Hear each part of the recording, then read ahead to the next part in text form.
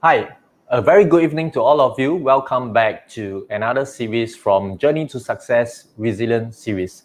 In today's episode, we are actually going to bring in someone from the hawker scene, someone from the F&B. But before we start off, today is a very, very heavy day for a lot of Singaporeans because the circuit breaker has actually extended by 4 more weeks. But having said that, a lot of measures have already been taking place, including the three budgets that was being rolled out, and some of the budgets were being reassured and confirmed with a lot of entrepreneurs, a lot of businessmen, a lot of grants that is going out. So we will touch a little bit here and there. So yeah, but I'm not the main role. I'm just the host. I'm going to invite and bring in the most important person for tonight, which is Mr. Javier Seow, also the General Manager of PGFN. So without further ado, we have on my left, hi Javier. Hi Desmond, thanks for inviting me over to your show. No, don't worry though. I mean, welcome. We are honored. We are honored to have you. Yeah. So maybe you can share with maybe you can share with the viewers a little bit more about yourself. Okay, I'm Javier Seow, 33 years old this year. So I'm actually General Manager of PGF Group. Oh, I look younger, is it? Okay. So yeah, so PGFN itself, it was started by my parents in 1982. So they are in the hawker scene, okay, in a small coffee shop at Pandan Gardens. So they have been there since 1982. So right now it's about 38 years. So March we just celebrated 38 years. In 2015, we second generation together with my brother and sister, we decided to branch out. So for this past 5 years, we have grown to about 6 outlets now, including one more ice cream cafe. So that is roughly what we do at PGFN. So we sell your favorite noodles, like your bak chor mee, like your laksa. So and that's mainly what we do. Right. And can you share with the audience PGFN? What does it actually stands for? Okay, so in 2015, when we want to expand it, my parents, they don't have a brand. So they only have a location. They just, we evolved from there. So my brother insisted that he wants to keep the family name. So, we are thinking Pandan Gardens fishball noodles is like pretty long lah. Okay. I told him, why not we cut short Singapore like abbreviation, so we do it like PGFN. So it's the short form for Pandan Gardens fishball noodles. So that's how the name came about. Right. Just a fun fact. Successpedia Asia is so very long, right? So there was a period of time the team was discussing about using the acronym. Then everyone was like, oh, SPA, spa. And then the first thing in everyone's mind was you Google spa, the wrong spa come out. Yeah. So it's quite general, I would say. So that might happen. Yes. Okay, so I think let us touch a little bit on your thoughts about the current COVID-19 situation. I think that is what everyone hopes to hear. I would say in this thing started, I would say in February. So my thoughts was from my perspective, we actually held an annual dinner or so-called a gathering during Chinese New Year. I remember clearly that day I was like sharing with my staff.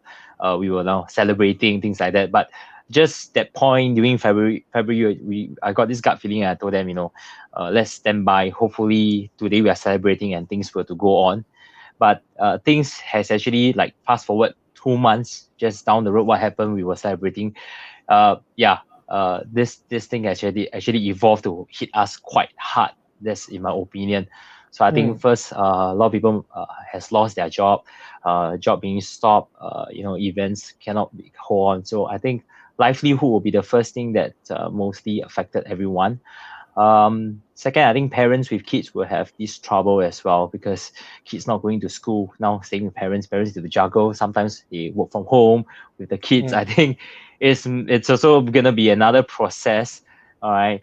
And I think overall businesses, bosses who are running businesses are affected pretty much a lot in terms of rental as well as manpower costs. I think that will be the main two factors that is really it's going to be difficult to go through during this period, especially where most have zero profit coming in, no sales at all. Yeah, so I think it's pretty much unpredictable till 2 months later we are facing so much differences in just like this short 60 days or so. Yep. Yep. So actually, in your own view, how do you think the economy in Singapore is being affected? Apart from businesses that that is struggling with revenues, we also have the government throwing out a huge percentage or a huge chunk of our national reserves to fight this COVID, to keep the economy going. So how do you think the economy is affected? I would say when an economy comes to a standstill where there is no movement, that means there's no money is being passed around industry. That's where everybody gets worried. Especially this period, nobody is trying to spend. Everybody's trying to save. So government on the scale of injecting money into the market is to encourage spending, so that money being passed around, and hopefully that will drive the economy upwards. So the more money right now that is in the reserve, it will actually, being passed on back to the people. I think it's the right time. Of course, I wouldn't say the more the merrier, but what the government, I think they are trying to do is to segregate who needs it more, who needs it the most, and it's properly planned out. So so far, I would say there is a lot of monies, but everybody have different school of thoughts whether they help you in this industry. Like for me, F&B, certain part it helps, but maybe for other industry, maybe it doesn't provide that much help. So we have to see lah. But yeah, the money is important lah to continue the economy's growth lah. No spending, no economy. That's my own observation. Right. Okay. So you spoke about the government rolling in some clauses or some grants or support for the F&B scene. I just want to hear from you, and also I think for the viewers to hear as well. What are the differences? How much differences was the F&B scene after the COVID as compared to before? Like, was there logistics wise, ingredient wise, and everything? What are the major differences? The sign for us, I would say we've been tracking sales, especially walk-in, as well as we've been doing delivery since 2018. So we track the sales. Mainly when I would say for us, the effect started when WHO announced that COVID-19 was a pandemic. That was, I think, March 14, if I'm not wrong. Then March 18, there was the Malaysian lockdown, and that's where I think everything starts to escalate to where we are today. I think March 14 was the start. So you can see there was a shift already. There was a shift for people taking away more. Okay, till currently, till where there is only takeaway allowed, no more dine-in, which was like maybe just a week ago, about 10 days ago. Of course, takeaway has come out, but the takeaway usually comes from the delivery as well. Walk-in has dramatically dropped for ours. You're looking at about easily a 50 to 75% drop for walk-ins to come and take away. However, delivery, there's for us, because we have been building this platform since 2018. We work with the 3 major partners. Instantaneously, when people start to search, we are really comfortably. I would say our presence is there. So we did receive good delivery, especially recently, because people starts to work from home. So when they work from home, our outlets are situated all in heartlands. So in heartlands itself, people work from home. Naturally, we will have to solve their lunch issue, because they used to settle their lunch issue maybe in town. So you see there's a pickup in lunch. The other second thing we see there's a pickup will be in midnight, because I think we have 4 shops that opens 24 hours. So at midnight itself, I think people are hungry. They tend to sleep later. So there was also a pickup in midnight. But the rest of the days, we are quite all right, because maybe our food itself is quite bread and butter. And you can actually have it in any time of the day. Rather than rice, maybe you take lunch or dinner. So ours is noodles. So we have a wide spread of customers that we still can benefit and rely on. So that's one part. Second things that happen once the confirmation that takeaway is only the option. So I remember that day clearly, I called my brother and said, "Hey bro, let's call our plastic bowl supplier or our paper bowl."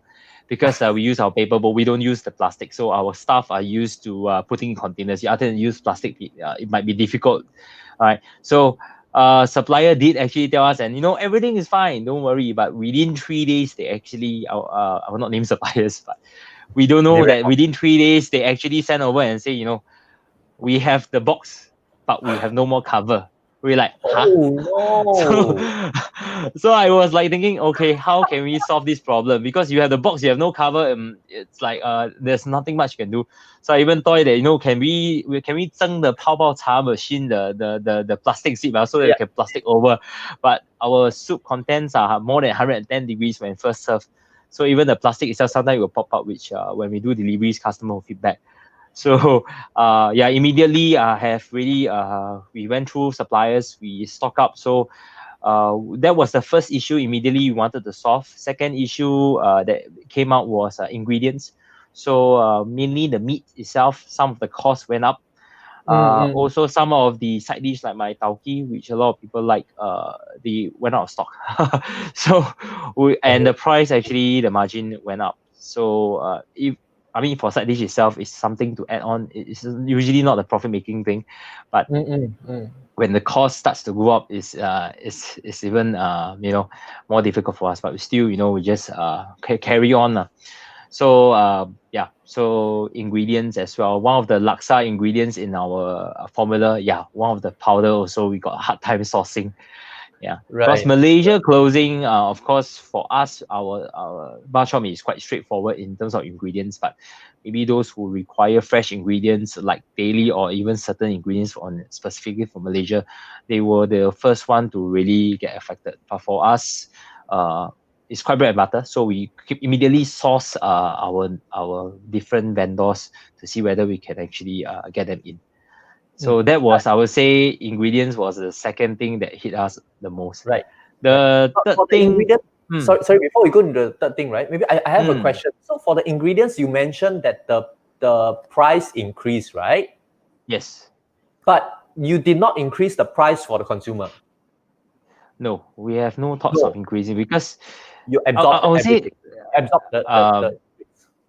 I would say in terms of the cost is still manageable. I would say because in this period there's no point doing any drastic changes because even though we are essential services compared to really my fellow F&B partners, especially those located in towns where everybody is not working from home, they have really nobody there to purchase. We are still okay because things are still moving, so we don't intend to touch anything. And everything that comes in to us, we were just thinking whether this money would be sustainable to pay our guys. The first part will be back to the salary to our guys. Second part will be, of course, rental. The rest about making a profit was completely not something that we are thinking at the moment, and we don't know how this will last. Like what was mentioned today, we don't know tomorrow whether we are still considered the F&B that can operate. So nobody knows. So literally in Chinese will be 走一步看一步啦. So no need to think so much. And also make sure the well-being of our staff. Which we have to prepare them with masks, things like that. So we also have to source it from them. So things like that is like daily announcement. Pretty much a lot of things is new every day. Social distancing. We need to inform our staff how to tell staff to tell customers, no, you have to stand behind the queue. If they come over, if we get into trouble in front of our store, it's 10K. All right, because really a lot of rules came out suddenly. There was like whose area belonging to whose area. I have to call SFA to check myself and say, how is it like, things like that. Right. Okay, anyway, I'm on a blackout mode, so guys, please bear with me for a bit. But anyway, I think Kathleen says she's clapping. I think she's happy that you the price wasn't increased and you guys actually absorbed the cost. Anyway, so maybe you can continue with you were mentioning about there was a third point in regards to the differences after the COVID-19. Yes, because we have some staff that is like from Malaysia, so they actually wanted to leave. after the lockdown, especially. So March 18, that period where we faced at least I think two staff, because staff is headed by my sister.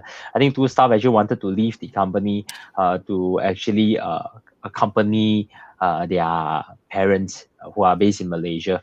So things like that is really unpredictable. So frankly, we are just as lean as possible already. But if we have a few staff leaving, it's also pretty much if we still open for business, people are still coming, we can't produce. It's also another problem that maybe delivery riders might not be taking our stuff on time. So it's like a spillover effect as well. So staffing was also quite a thing, because right now we as staff are quite restricted. Movement is quite hard as well. So that was one of the thing that we faced as well. Okay. Yep. Give me a moment. I'm trying to come back online. No, it's weird to talk to a black screen, but yeah. Yes. Oh, you're back. Yep, I'm back. Okay. Yeah. All right. Buffy's So Law is everyone, okay. apologies, everyone. So sorry. Battery exhausted. Yeah. Okay. Yeah. Moving on. The next question will be. We just want to know a little bit. Okay, you mentioned about the delivery just now, right? Yeah. So I was wondering that it has been hot on topic recently in Singapore, especially about the delivery services that charges 30 to 35% for the vendors. And you mentioned that you have 3 vendors that is with you guys, that you guys are on board with them. Yeah. So in as a F&B owner, as a client to them, what are your thoughts? Do you think this 30 to 35% is actually worth it? Because there's a lot of complaint by the consumers for the vendors, for the F&B owners. Yeah, I mean, recently government also came in and gave the 5%, which is of course of significant help lah. So you take it's actually another 15% off the 30% that we are getting. But I would say in a nutshell, coming back to whether to pay the 30% or 35%, we have to understand the business model that we are in. So frankly, our business, we are doing fishball noodles and laksa. So the thing is, fishball noodle laksa, you can get it pretty much everywhere. Okay, I would say unless you really crave for my fishball noodles and laksa, I believe a lot of people will not wait for about 2 hours for delivery. That's why initially when we do our research, why do we choose to work with delivery partners? Because first, they actually deliver within a 3-kilometer radius. So significantly, we are actually offering our services to the heartlands, right? People that are staying nearby. Yeah, that's why we need frequency. Our food requires frequency. We work on volume. So if we do based on island-wide delivery itself, one order $20. So you'll be looking at one bowl of noodles about $3 plus $4. So 5 bowls of noodles to hit the minimum delivery to deliver to somewhere else in a part of Singapore, which may take some time. So the consumer, a typical consumer, which in my opinion, will choose to order some bak chor mee, which is maybe they feel that it's something more simpler. They can just have it quickly rather than wait 2 hours for my noodles. So we will say the delivery partner, these 3 delivery partners, they actually provide significant support as well, especially the frequency. They have really many numbers of riders compared to individual sending out. So with the structure that we are moving, it's much more worthwhile to work with them. I would say there's not much choice about working with the percentage. It's the same as in 2018 when we started delivery. We have not much choice because we know our walk-in is affected significantly. The time when we decided to do delivery was not because of such pandemic happening, but we were just waiting for a day where it rained.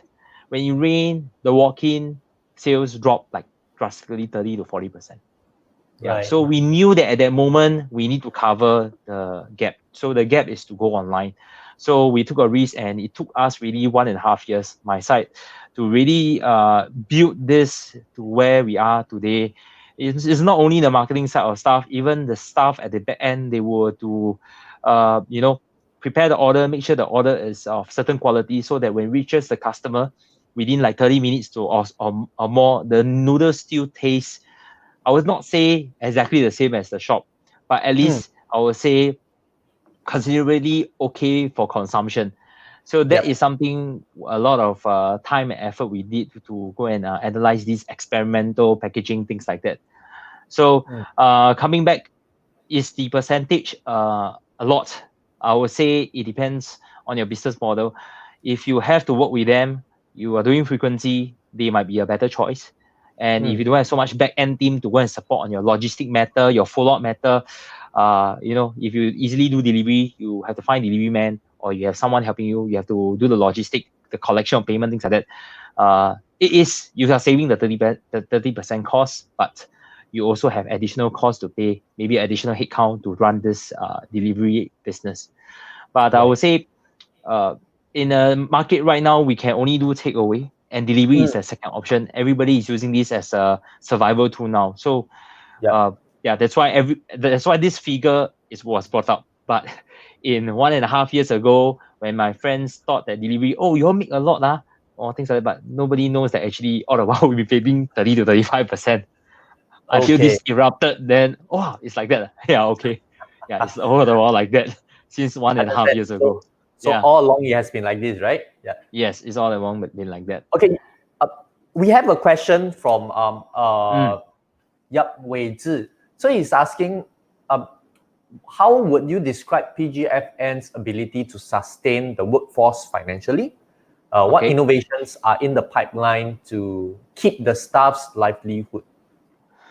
Okay, the first part is the ability to sustain. I think both are nearly the same. So what we are doing to make sure we have the sales, I think, in a nutshell, sales, so that we'll be able to still, pay staff, things like that. I think the first angle to see is people are taking away. We will have difficulty if we do promotions just for takeaways to ask them to come and take away. I don't think it will be right, because jeopardizing safety for people to come down and get your orders. So that promotion mechanism, I don't think it will work, just to increase sales so that we can able to generate.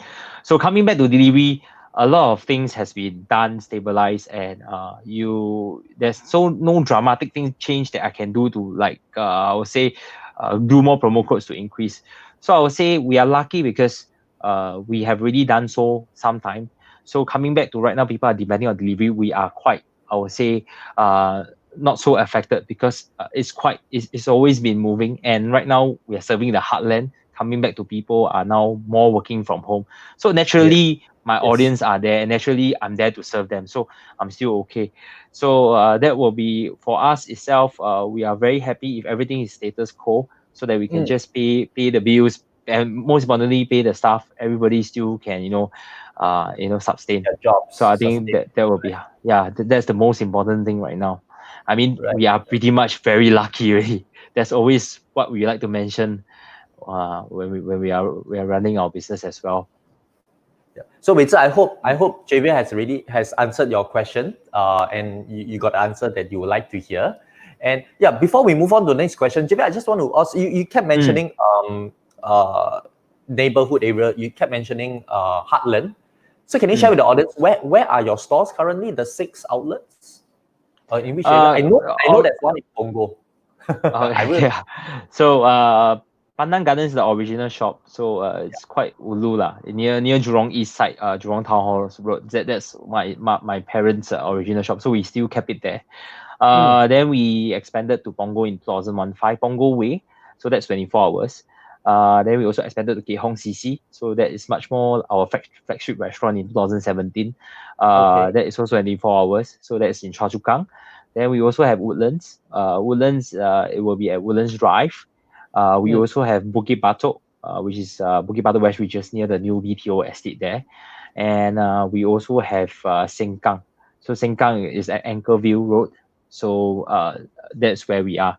So currently we are mostly in the west, northwest, and the north region. We are not in anywhere else. So if you're in the east or the south, which I have friends asking, can you deliver?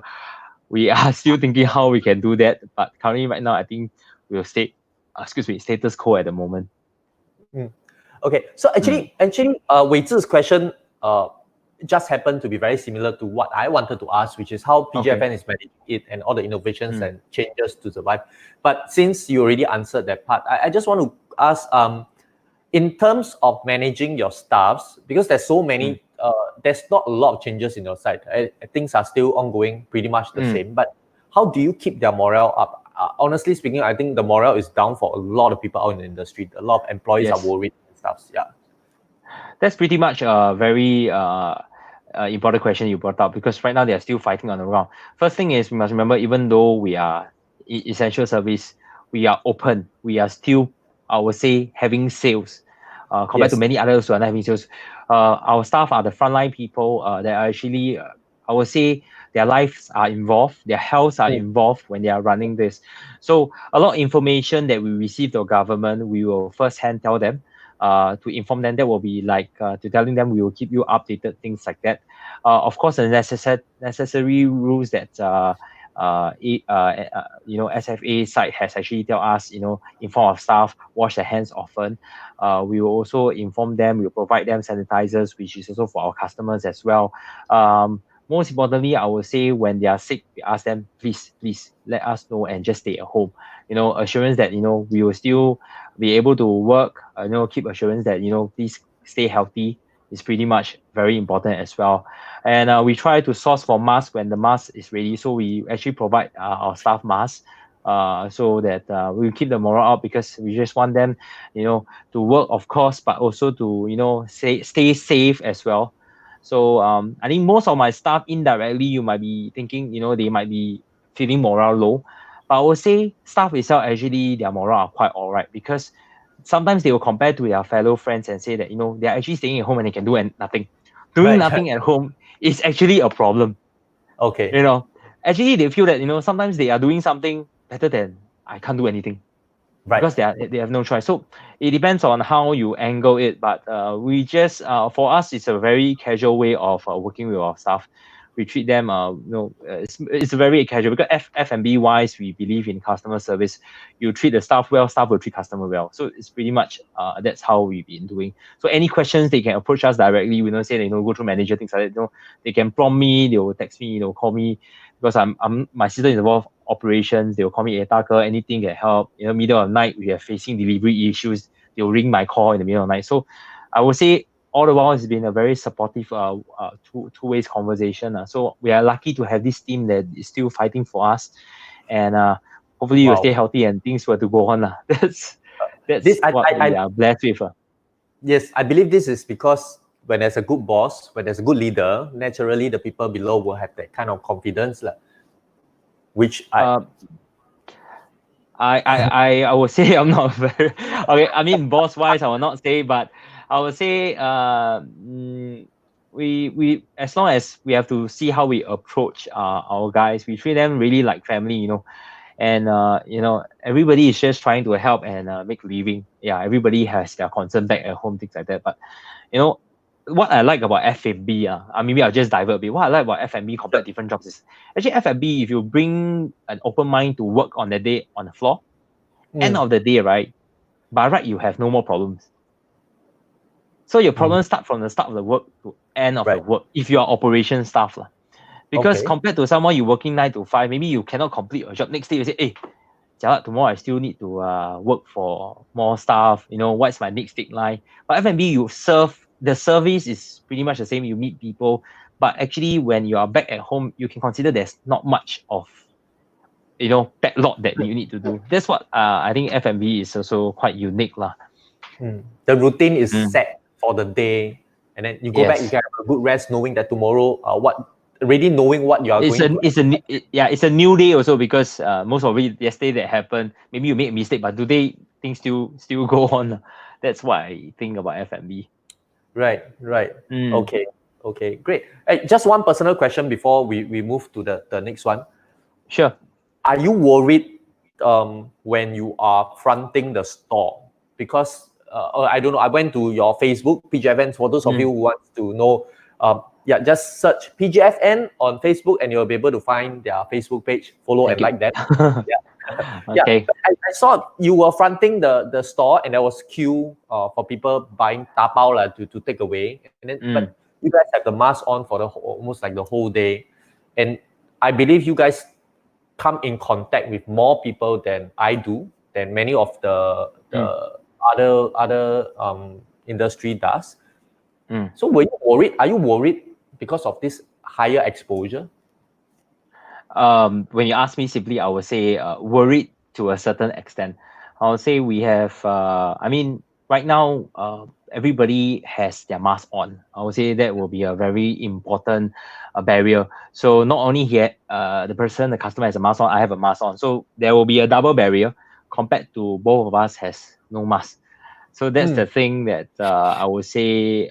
I will not say I believe totally in mask, but I would say at that moment, if the customers were to come down to support you, they actually come down to do a takeaway. I think they have their own reasons, be it they don't use delivery services or they just want to come down and support. I think it would be nice to serve them, and even they come down, I'll just serve them. I'll just tell them, please, stay healthy lah, 加油.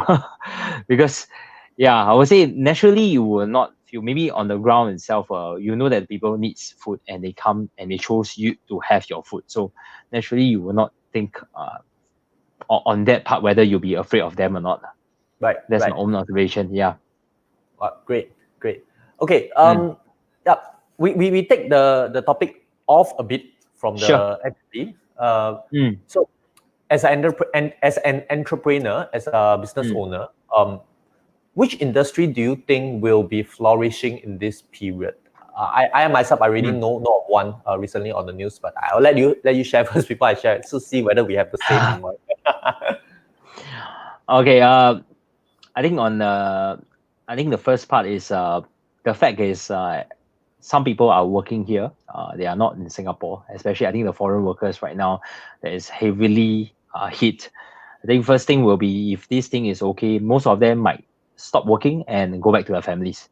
So I think definitely aviation will be something that will flourish. A lot of people will start moving back to where they should be. Maybe those are still studying or still trapped in certain countries, they will want to move around. So I think first thing, everybody will start flying around.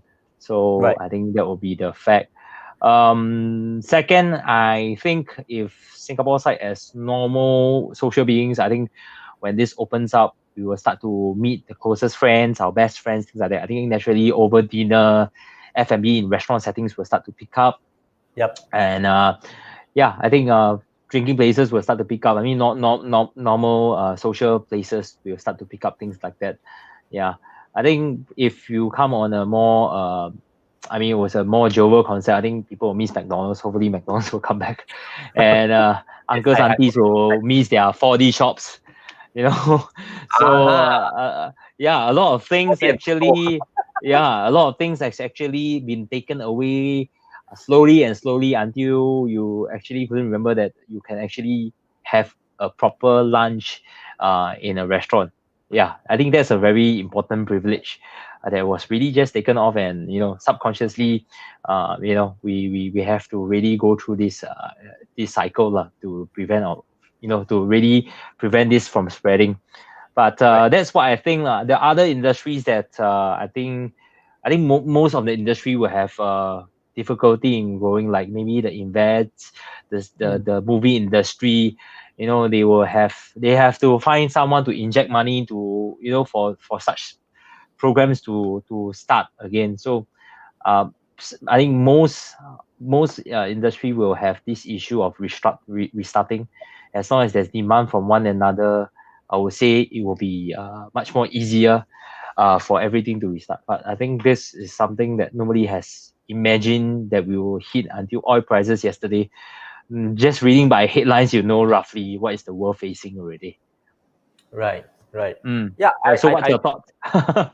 I definitely agree with most of it, all of it that you have said. The aviation, F&B.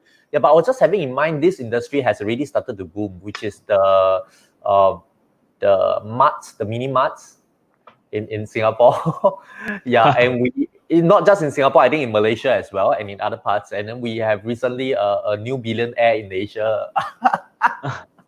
I would say, you never know such industry becomes such an important aspect of life actually until such crises happen.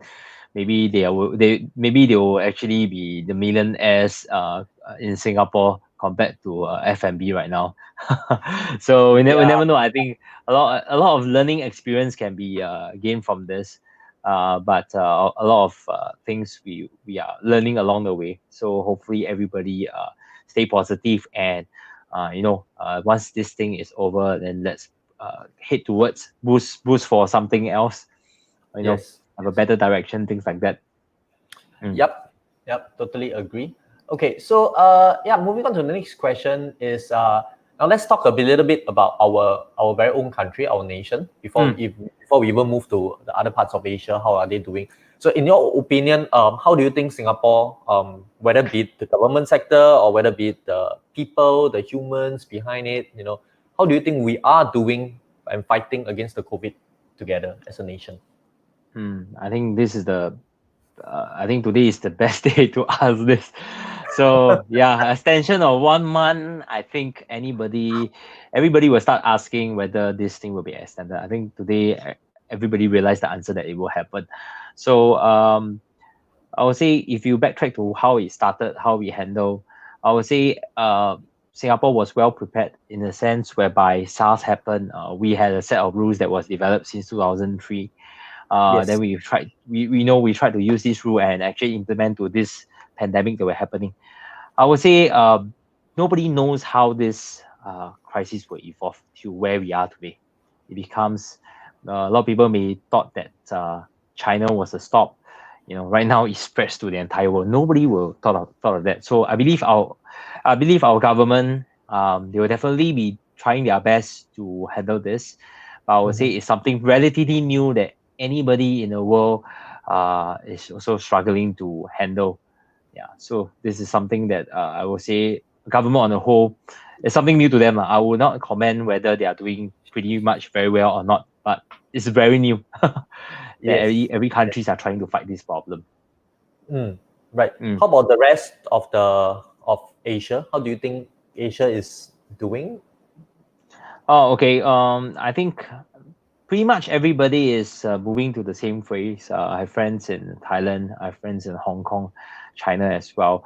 So everybody is also moving towards no movement, things like that. It's just that every government will have their own set of rules. Ours maybe being more specific in certain areas. Maybe certain countries that are more general and say, no, you just can't go out. That's all. So I would say in Asia itself, we are the first few to get hit by this issue.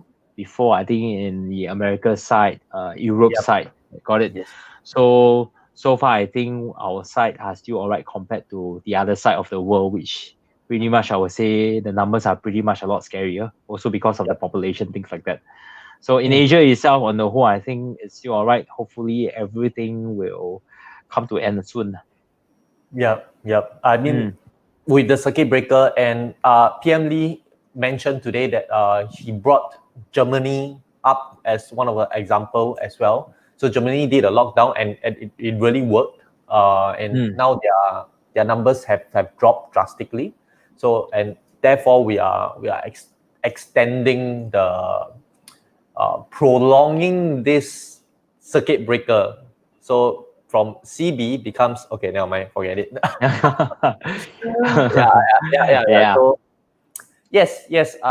Definitely agree. It's just that why I bring up Asia and Singapore as compared to the other countries, because sometimes when I look at some other parts of Europe, some other parts of the Western countries, we do question how the rules are being enforced onto us, and Asians, just follow. We really and truly, like we had our guest from Philippines yesterday. So Philippines were following the rules very tightly, but when we look at the Western countries, some Western countries, especially in US, they are showing a lot of unhappiness. With regards to I need to close my business, I need to be locked down, I need to stay at home, and they are very unhappy about it. So yeah, so that's why I wanted to hear from you. How do you think Asia fare actually? Yeah, I would say if you compare to the country you were referring it later, the biggest amount of issue they are facing. The message that is brought across, I think, is pretty much important. How strong of a message, how determined of the message, is very important, so that especially during this period of time, I think not only the people as businesses, we are facing a lot of new information coming down. It's like really a daily basis. Of course, nobody can predict the numbers to shoot up to where we are today, but really the measures to keep up every day, it's like maybe you are considered, if you put us into like an episode series, which is like episode 40, then in between the 40 side, there will be like a special storyline up. Yeah, like every time we see a new number, we see a new rule introducing, we need to do the catch up. And there is a lot of things, especially if you are running a business, we have to adjust things accordingly as well. Yes. So the message, pretty much, I would say everything else is important, but the message, how it was brought across, how many people actually receive it is also important. In Singapore, we are blessed with technology. We can receive WhatsApp from government news. I think compared to other countries, maybe they have radio, maybe they have just news, or maybe they have no access to internet. We're talking about really even poorer countries. They really have to physically have police on the street to tell you what to do. So every country will have their issue, but yeah, that's what I see lah. It's very hard to really individually compare that, hey, this country should do this. That's my own opinion. Right. So end of the day is we try not to compare, but in Singapore we just do our best to find it individually, to make sure that we do our part. Right. Yeah. Okay. Because right now the war, I think we have to win, is as a Singaporean, we have to win this war together. Yeah. Even our neighbors were to win, we will not win, because this war is really from within. And once we beat it, what we have done is really to close up. Nobody can come in really. So it's just ourselves to see how long, how fast, how determined we are to get this over and done with. So it takes a collaboration of everyone to do so. Right, great. Viewers, if you have any opinions that you want to share, please feel free to just type it into the comments, and then we will bounce off your comments, and then I'll try to even answer your questions if you have one. So so Javier, I'm going to move on to the next questions. Next question while waiting for the viewers to see if they have anything to share. How do you stay positive in this environment? You sound very positive to me. Okay. I would say during work-wise, a lot of communication, I would say. Even though we know things are not in the right direction, being positive equals to being positive, giving positiveness back to the staff. So it's pretty much important for me to be positive. This vibrant energy have to be passed on to my staff as well. Then being at home, I'm living with my parents. So my parents itself, of course, actually, for them itself, we try to cook things, we actually cook our meals really like nearly every day, lunch and dinner. I also introduce them to use YouTube, exercise, things like that, so that I just Google Tabata, then they start to bounce around the house. Okay, then my father choose to walk around the house because it's safer, and he don't need to wear a mask. It's safer. He just walk around the house, literally like marching on the spot. So it's pretty much fun. A lot of activity right now, a lot of bonding. We introduced some PlayStation games like Overcooked to them with my mom to have some fun. Yeah. Relatively we are quite standard in our routine right now. So I think most importantly we have to find something to do. Of course, we have no little kids need to study things, but more of us is at certain time we do exercise, certain time every day we eat dinner around 6, then 6:30 we will definitely watch the news. Then after that we'll chill around, things like that. So I think if you are doing something, you need to keep the energy going, then this time will be easier to pass lah. Then you will be not so negative about the whole thing. So that's my own opinion. Right. Yeah, because I think for myself, it's a little bit hard to continue staying positive. I mean, I know that I'm positive now, but honestly, we don't know how long can our this positive energy last. And I'm pretty sure for the viewers as well, some of them are positive, saying that it was just 2 months back, everyone saying that we'll be fine, this will be over very soon, and then suddenly things we go into DOSCON orange, and then suddenly the circuit breaker comes in. Correct. More and more measures start coming in, and then entrepreneurs and business people, we have people falling through the gap, unable to get the grants and stuff like this. So sometimes it's just really hard to know that we can stay positive all the time. Yeah. Correct. So I guess a lot of uncertainty, things like that. Yeah. Yes.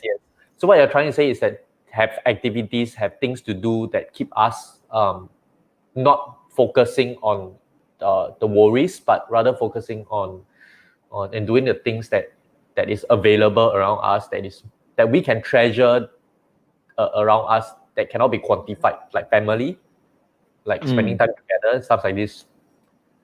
I was just sharing with my good friend about the whole situation. It's like maybe you treat it as we are right now facing a virus that is, I would say it's mild in the sense whereby the death rate is not that high. Imagine you turn it over around whereby if it's something that is deadly or like a zombie apocalypse. So how will we be able to react? Right. So thinking in another side of things, this had happened. Why not? I will just state it as, if this to happen is something really more serious, this will actually help us to remember that, for this year in 2020, this thing happened. And if something were to happen, we know we'll be more well prepared, because such things will probably happen again and again. Yeah, because of what our world is actually changing at a fast pace. So at least I think on a positive side, we are still healthy compared to something more serious and deadly. I think that will be much more difficult for all of us. So maybe take it as a preparation. We never know what will happen next also. Well, I mean, I certainly hope and wish that no such thing will ever happen again. I mean, but this is life, we don't know what's we never know. Yes. Know. Talking about wish, I just want to, maybe you can share with the viewers what's your greatest wish, at this point of time. I would say, of course, everyone will feel the same as me, as in this will be over quickly, and everybody to stay safe and healthy. Make sure we are healthy, drink more water, things like that. So my wish, I would say simply, is get over this quickly and stay healthy. Yeah. But if something magical can happen, then let's skip 2020 and move to 2021. So we end off 2019 December and go on to first 2021. I think that will be, if a magical wish, I think that will be something that I want to do. So strike off 2020 and go 21. There's a movie called Click where you can use the remote control and then forward. Yeah, so I think Adam Sandler, is it? Yes. One of my favorite, most very meaningful show. Sorry, I'm not selling Koyo for them, but yeah, Click is a very, very meaningful show to portray how people actually skip their life and then they turn back and regret. So but I think at this juncture of time, I do want to skip 2020 and move to 2021. If a genie pops up, I think that I will do that also for the sake of everyone. Right. Oh, yeah. Viewers, how about you, viewers? What are your wishes? If you are granted a wish, what is your greatest wish? Probably you can just share with us as well. So, Javier, now last question. I wouldn't say it's a question. I would say it's any 金玉良言, or is there anything that you would like to end off with by sharing with the viewers? I would say, everybody be strong, be healthy. Let's stay positive. This thing will be over very soon if we can actually work together. Just don't go out if possible, and just stay at home. The longer if we can tahan this, we don't need to drag this longer. So that's in a layman words. I also like to take this opportunity to thank my team at PGFN, because without them, we'll not be able to do what we be able to do now. It's really something that we are not tested, and everybody just came together and continue to help stay healthy. Yeah, so without them, the team will not still run. So I'd like to thank the team as well. So yeah, so that's what I want to say. 我毛赞了. I felt it. I mean, I felt I felt it. I felt it. I'm sure your team also feels it. Yeah. So team at PGFN, you heard the man, right? Yeah. Okay. So Javier, thank you so much for your time. Thank you. We really appreciate your precious 50 over minutes to an hour where you should be at your store or helping out or preparing. Thanks for the opportunity to be able to share my story here as well and share my opinions. Right, yeah, it's great. Okay, so maybe you can go and say goodbye to the audiences before you take a leave. Okay, bye bye everyone. Take care. All right. See you, Javier. Okay. All right, guys. So so that's it for tonight, and we are very glad and honored to have Javier that is with us, touching a lot on the F&B. But what is more important is that all of you have been staying with us, and some of you have shared, some of you have engaged us. We hope that you can continue to come in to watch our show, to let our stories go out even more, to let our topic goes out, to let our topic go out to even more people. I'm not the best host. I'm professionally not a host, but because we are stuck and I cannot engage a host to come in and support us. But thank you all so much for the patience, and really do appreciate it. So now tomorrow we have Mr. Wong Wei Long. All right, Wei Long is actually our national basketball player. It's our national point guard.